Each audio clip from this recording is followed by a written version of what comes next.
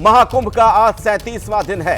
अब तक करीब 53 करोड़ से अधिक संगम में आस्था की डुबकी लगा चुके हैं और अभी भी देश और दुनिया के अलग अलग हिस्सों से श्रद्धालुओं के संगम पहुंचने का सिलसिला जारी है। और इन सब के बीच सेंट्रल पोल्यूशन कंट्रोल बोर्ड ने नेशनल ग्रीन ट्रिब्यूनल में एक रिपोर्ट दायर की है। अभी की ब्रेकिंग न्यूज आपको बता दें, रिपोर्ट में कहा गया है महाकुंभ के दौरान प्रयागराज में कई जगहों पर गंगा और यमुना का पानी स्नान के लायक नहीं है। इतना ही नहीं, प्रयागराज और उसके आसपास गंगा नदी की जल गुणवत्ता के बारे में भी चौंकाने वाले आंकड़े सामने आए हैं। खासतौर पर माघ मेला और कुंभ मेला के दौरान गंगा और यमुना में जल प्रदूषण के खतरनाक स्तर की बात कही गई है। स्वास्थ्य और पर्यावरण को लेकर चिंता जताई गई है।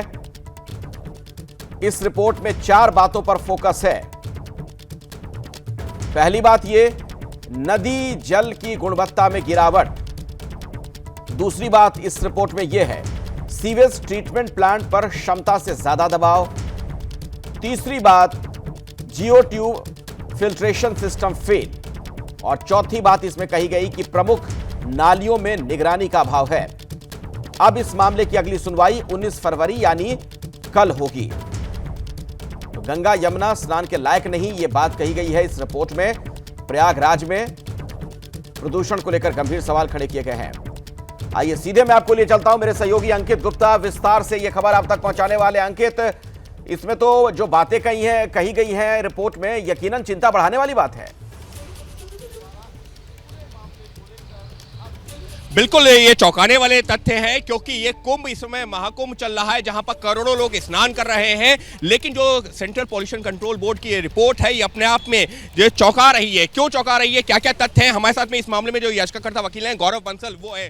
गौरव, ये जो मामला जो सीपीसीबी की रिपोर्ट है, क्यों ये चौंकाने वाली है? क्या गंगा यमुना का पानी नहाने योग्य भी नहीं है क्या? देखिए, ये एक बहुत ही दुखद बात है कि जिस तरीके से एक नैरेटिव दिया गया था कि 144 साल बाद अपने पुण्य को कमाइए और सारे पाप धो लीजिए, तो उसमें एक नैरेटिव ये भी है कि शायद वो पाप और ज़्यादा, क्योंकि जिस तरीके से इस टाइम पे गंगा जी की और यमुना जी की हालत, तो संगम की हालत है, वो बहुत ही दयनीय है। रिपोर्ट में क्या है, क्या वो तथ्य है जिसके वजह से कहा जा रहा है कि पानी नहाने योग्य तक नहीं है? देखिए, पानी नहाने योग्य के लिए कुछ पैरामीटर्स है। उसमें यह है कि फीकल कॉलीफॉर्म नहीं होना चाहिए। फीकल कॉलीफॉर्म होता है जो हमारा मलमूत्र है। वो डायरेक्टली रिपोर्ट में बहुत क्लियर शब्दों में लिखा गया है कि वहाँ के लोगों का जितना मलमूत्र है वो वहीं जा रहा है। अच्छा। साथ में जो एसटीपीवी है वो ओवरलोडेड है, मतलब सीवेज ट्रीटमेंट प्लांट जो नालों का पानी आता है वो भी ओवरलोडेड है। तो सारा का सारा बिना ट्रीट करे हुए पानी जब आप गंगा जी में डाल रहे हैं तो डेफिनेटली वो पानी बहुत ज़्यादा गंदा है, उसका लोग आचमन कर रहे हैं। तो देखिए, भक्ति के नाम पर अगर आप साइंस को भी थोड़ा सा तो मानना पड़ेगा ना। सारे का सारा इंडस्ट्रियलिस्ट, सारा सेलिब्रिटी जब जहाँ पे जा रहा है, आचमन कर रहा है, लोग जा रहे हैं, गरीब लोग जा रहे हैं, सब जा रहे हैं, मगर उन्हें पानी ही शुद्ध नहीं मिल। लेकिन इसके साथ ही में सीवेज ट्रीटमेंट प्लांट ये बताया गया है कि लगभग जो 7-8 जितने हैं उसमें से एक आधा ऐसा है जो कि सही से काम नहीं कर रहा है। लेकिन उसके अलावा जियो ट्यूब फिल्ट्रेशन सिस्टम, ये क्या है? क्योंकि इसमें बड़े पैमाने पर गड़बड़ी बताई गई है। देखिए, पॉइंट यहाँ पर यह है कि जितनी भी पैरामीटर्स है, चाहे जियो वाला हो, चाहे आपका जियो बायो से लेकर तो बीओडी हो, कॉलीफॉर्म हो, सीओडी हो, टॉक्सिसिटी हो, क्योंकि कानपुर का भी जो वेस्ट है, वो भी एक अपने आप में कैडमियम, मरकरी, ये सब लेके आता है।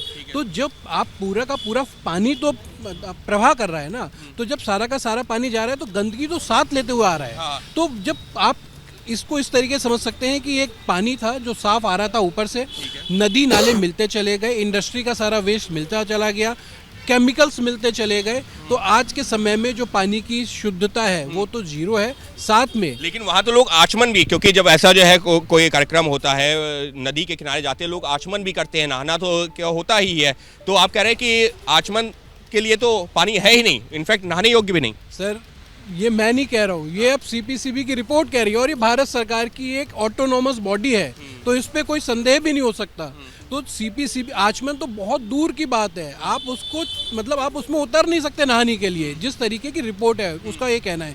और पिछले आप एनजीटी ने कुछ कहा है, क्योंकि रिपोर्ट तो एनजीटी के सामने आ गई है, एनजीटी की क्या टिप्पणी है? मैटर कल लगा हुआ है, एनजीटी ने यूपी पॉल्यूशन कंट्रोल बोर्ड से जवाब मांगा है। मगर मैं एक और चीज़ कहना चाहूँगा कि देखिए, कोर्ट एक लिमिट तक ही काम कर सकती है, कोर्ट पेपरों पे काम कर सकती है, मगर उन पेपर्स से कैसे उसको वास्तविकता में लाना है वो सरकारों को करना। लेकिन ये मामला तो पहले से चला आ रहा है ना, पहले भी जो सीपीसीबी से कहा गया था क्या कि कुंभ के दौरान इस तरीके से अपनी रिपोर्ट तैयार करे, कुछ इसका बैकग्राउंड क्या है? सर देखिए, 1984 से ये मामला सुप्रीम कोर्ट में था। उसके बाद ये मामला जब एनजीटी बना 2010 में, उसके बाद 2013 के आसपास में ये मामला कुंभ से पहले का बता दीजिए, वो बाकी तो बैकग्राउंड है। तो कुंभ से पहले भी कोर्ट ने एश्योर करवाया था कि आप गंदा पानी वहाँ पे रिलीज नहीं होगा और पानी को स्वच्छ रखा जाएगा। ये कुंभ से पहले की बात है। उसके बाद जब सीपीसीबी की रिपोर्ट आई है तो डेफिनेटली ये दिखाता है कि सरकारों ने उस पर ध्यान नहीं दिया। तो जब सरकार ने ध्यान नहीं दिया तो डेफिनेटली फिर अब उनको जवाबदेही तो बनती है। पॉल्यूशन कंट्रोल बोर्ड को क्या बताना होगा, क्या उनका पक्ष सामने आया? क्योंकि सीपीसीबी ने जो है अपनी रिपोर्ट में जिन बातों का जिक्र किया है, यूपी पॉल्यूशन कंट्रोल बोर्ड का भी पक्ष सामने आएगा। देखिए, यूपी पॉल्यूशन कंट्रोल बोर्ड कल अपने पक्ष को सामने रखेगा, मगर ये बात आप मान के चलिए कि ये आज की स्थिति नहीं है। ये बहुत समय से ये चला आ रहा है गंदगी को लेके, और जिस तरीके से पॉल्यूशन कंट्रोल बोर्ड को काम करना चाहिए था वो बिल्कुल नहीं हुआ है। तो आप जो है कह रहे हैं, अखिलेश, अगर हमारे पास में थोड़ा सा वक्त और है तो हम इनसे ये भी समझना चाहेंगे कि क्या वाकई में ये जो पानी है जिसमें जो है करोड़ों लोग स्नान कर रहे हैं, ये इनका जो कहना है कि सीपीसीबी की रिपोर्ट में कहा गया है कि वो स्नान योग्य नहीं है। बिल्कुल, तो अगर 2 या 3 मुख्य वजहें क्या है में जिसकी वजह से आप कह रहे हैं कि जी बिल्कुल संक्षेप में बता दीजिए कि क्या वो 3 वजहें जिसकी वजह से पानी नहाने योग्य नहीं? देखिए, सारा नदी और नालों का पानी, जो मोस्टली नालों का पानी जो है वो सारा का सारा रिवर में जा रहा है।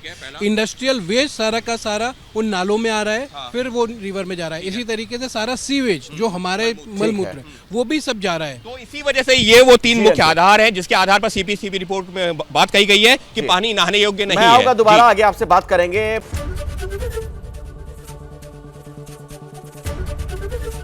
एबीपी गंगा, खबर आपकी, जुबान आपकी।